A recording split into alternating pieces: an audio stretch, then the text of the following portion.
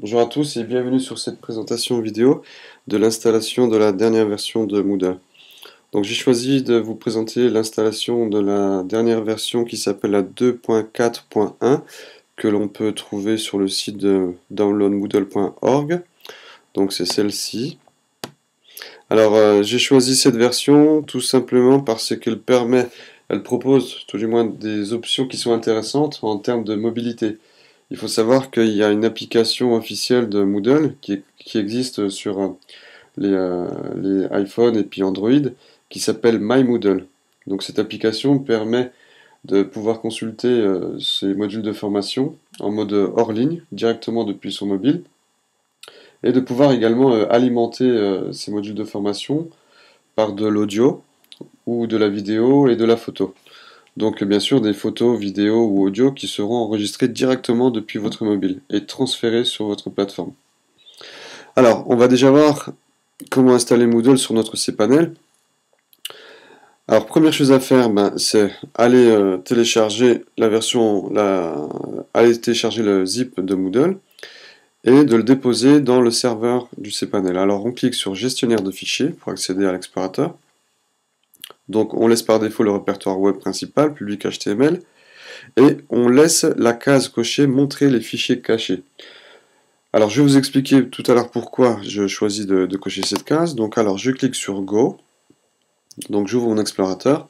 Donc comme vous pouvez le voir, j'ai déjà mon zip que je l'ai déjà chargé, il a déjà été importé. Mais si vous ne l'avez pas importé, il suffit tout simplement de cliquer sur Téléversement, ici. Ensuite, choisissez un fichier et de récupérer le fichier Moodle que vous avez téléchargé. Donc le mien, il est, je sais plus, il est là. Donc le voilà, Moodle Last. Je fais ouvrir et il va se transformer dans votre serveur. Il faut patienter environ 4 à 5 minutes parce que le fichier de Moodle est assez volumineux. Donc, juste un petit rappel, vous pouvez prendre soit la version zip ou la TGZ, peu importe. Donc une fois que ce fichier est importé dans votre explorateur, il sera indiqué en bas à droite de votre écran le niveau de transfert et il faut attendre qu'il soit bien indiqué complet, transfert complet. Alors, vous pouvez fermer cette fenêtre.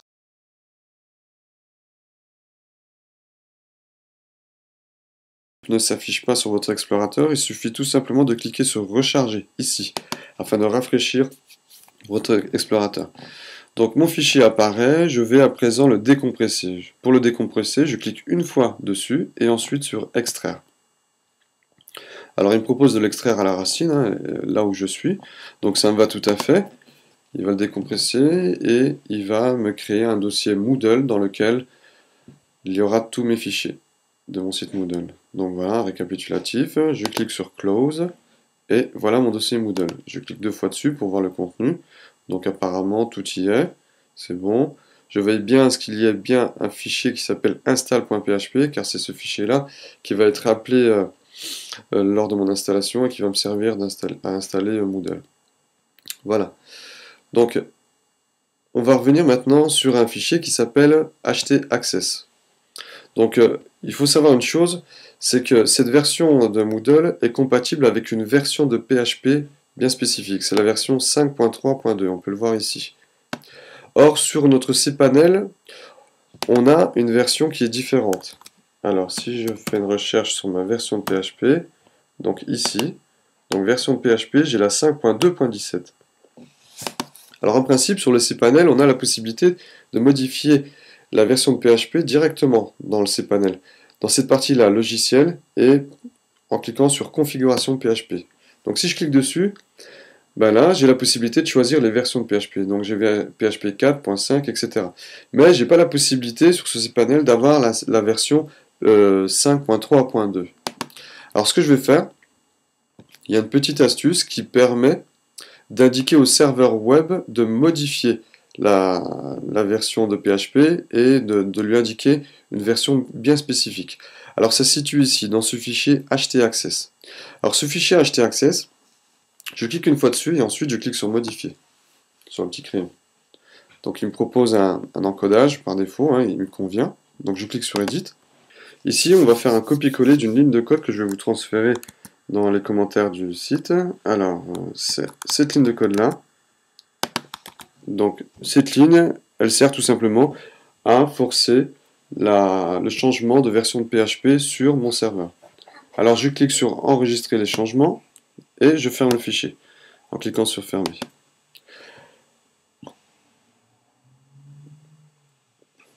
Donc, mon Moodle est importé. À présent, je dois créer une base de données. Donc, la base de données, pour la créer, je clique ici sur base de données MySQL. Donc, je reviens sur mon cPanel. Alors, je dois créer une base de données et lui donner un nom. Donc, ici, dans nouvelle base de données, je lui donne un nom, par exemple Moodle. Je clique sur créer la base de données. Très bien. Il me le confirme. Je clique sur retour. Ensuite, je dois créer un utilisateur pour cette base de données. Alors, c'est ici que ça se passe. Dans utilisateur MySQL, ajouter un nouvel utilisateur. Ma base va s'appeler pack27 underscore Azouz et je lui donne un mot de passe. Voilà. Je clique sur créer un utilisateur. Donc, il me confirme que l'utilisateur a été créé et il m'indique le mot de passe. Ensuite, ce que je dois faire, je dois lier l'utilisateur que je viens de créer avec la base de données que j'ai créée également. Parce qu'on peut avoir plusieurs utilisateurs qui travaillent sur une même base de données. Alors, par défaut, il va me proposer les seuls utilisateurs que j'ai créés. Hein, donc, c'est celui-ci, utilisateur Azouz, et puis la base de données, celle-là, parce que j'en ai créé qu'une seule. Alors, je clique sur ajouter. Et ensuite, il me propose d'indiquer les privilèges pour cet utilisateur sur cette base de données. Donc, vu que je suis l'administrateur de cette base, je clique sur tous les privilèges. Alors, je clique sur faire les changements pour valider. Et c'est fini. Une chose importante à faire, c'est, j'ai oublié de le faire sur l'utilisateur, mais c'est copier en fait ces informations-là et les mettre sur un fichier texte, votre bloc-notes, parce que vous en aurez besoin tout à l'heure pour l'installation de votre Moodle. Donc la base de données est faite, l'utilisateur est fait. On peut revenir sur l'accueil du cPanel et on peut même tout simplement venir sur la page d'installation de Moodle. Alors, pour accéder à la page d'installation, c'est tout simplement pack27, du mon numéro pack27.monbacassable.com. Je fais entrer. Alors là, j'ai mon explorateur qui s'affiche. Hein, ce sont les fichiers qui se trouvent ici. Hein, mon dossier Moodle, mon dossier CGI, et puis mon zip. Alors, voilà. Tac, je le déplace par ici. J'essaie de rapprocher mes onglets. Alors, je clique dans mon dossier Moodle. Et j'arrive sur ma page d'installation. Alors, je choisis la langue française.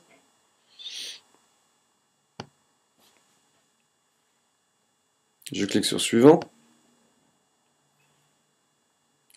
Donc il m'indique l'adresse web de mon site, le dossier Moodle et le dossier des données. Donc tout ça c'est bon, je clique sur suivant. Il me propose un type de base de données, MySQL amélioré, c'est ce que je veux, donc je clique sur suivant. Ensuite, il me demande les informations pour se connecter à ma base de données. Alors, le serveur de base de données qui est localhost est bon. C'est celui-là par défaut qui est indiqué et c'est celui-là qui correspond à notre cPanel. Le nom de la base de données, par contre, donc c'était pack27, voilà, je l'avais en mémoire, underscore Moodle, donc je reprends mes informations, hein, ce que je vous avais dit de copier-coller, de garder en mémoire. Alors l'utilisateur, c'est pack27 Azouz, mon utilisateur, et puis je saisis mon mot de passe, je laisse le préfixe des tables MDL par défaut, et socket Unix, je le laisse également non coché par défaut. Je clique sur suivant. Donc si tout va bien, j'arrive à la suite et l'acceptation des conditions. Si ça va pas, s'il y a un message d'erreur, c'est que soit vous vous êtes trompé sur votre mot de passe, ou soit sur le nom de la base de données ou l'utilisateur. Donc bien vérifier ces informations-là. Alors, je clique sur continuer, j'accepte les conditions.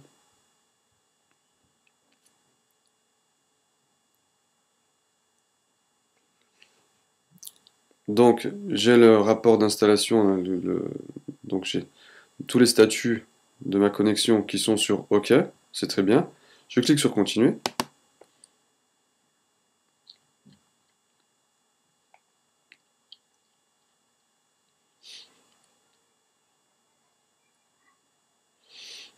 Alors, il installe toutes les tables et tous les fichiers. Donc, je le laisse travailler tranquillement.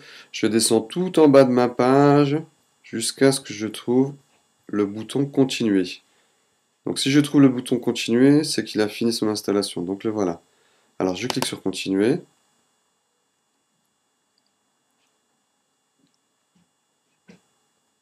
Donc, il me demande de renseigner les informations de l'administrateur. Le nom d'utilisateur admin par défaut pour l'administrateur. Bon, moi je vais changer, je vais mettre Azouz, mais vous pouvez mettre ce que vous voulez. Le mot de passe, ben, c'est un mot de passe de 8 caractères qui doit comprendre une minuscule, une lettre majuscule et un caractère non alphanumérique, c'est-à-dire des chiffres. Alors, voilà mon mot de passe, le prénom Azouz. L'adresse de courrier, je la renseigne. Voilà. Donc pour tout le reste, hein, je vous laisse lire ça, ces informations-là. La ville, je mets ma ville. Je renseigne pour l'instant seulement les informations obligatoires, qui sont indiquées avec un petit astérix rouge. Donc, par contre, un truc important à faire, du moins qui me semble important, c'est le fuseau horaire. Le fuseau horaire il est important, pourquoi? Parce que votre cPanel, il n'est pas forcément installé sur un serveur français, en France. Donc ce qui va se passer, c'est que les messages que vous allez poster sur les forums ou les messages que vous allez envoyer par mail depuis la plateforme Moodle, eh ben, auront l'heure du serveur. Et si le serveur est installé aux États-Unis, eh ben, vous n'aurez pas l'heure de française. Donc ce que je fais, je clique sur UTC plus 1 qui correspond à notre fuseau horaire français, fuseau horaire de la France. Je clique sur enregistrer le profil.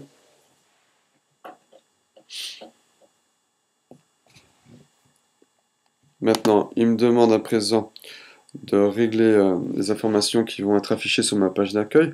Donc le nom complet du site. Donc voici le nom de mon site. Le nom abrégé. Mon site. Et puis une description. Donc là, un texte. Bonjour. Et bienvenue sur Moodle. Voilà. L'auto-enregistrement, on le désactive ou on l'active. C'est à vous de voir. J'enregistre les modifications. Et en principe, l'installation est finie. Voilà, donc on accède à notre page Moodle. Alors, une information importante, un réglage à activer pour permettre l'application MyMoodle de se connecter à votre site. Alors, il y a un plugin à activer qui se situe dans Administration du site. Alors, vous cliquez ici sur la petite flèche Administration du site afin de déployer les autres options. Ensuite, sur Plugin. Ensuite, sur Service Web. Et ensuite, sur Mobile. Et vous cochez la case « Activer les services web pour les appareils mobiles ». Si vous n'activez pas cette case, vous ne pourrez pas accéder à votre site Moodle depuis l'application. Et vous cliquez sur « Enregistrer les modifications ». C'est fini. Voilà, ce tutoriel vidéo touche à sa fin. J'espère qu'il vous servira. Et n'hésitez pas à me poser des questions si vous avez des problèmes. Merci, à bientôt, au revoir.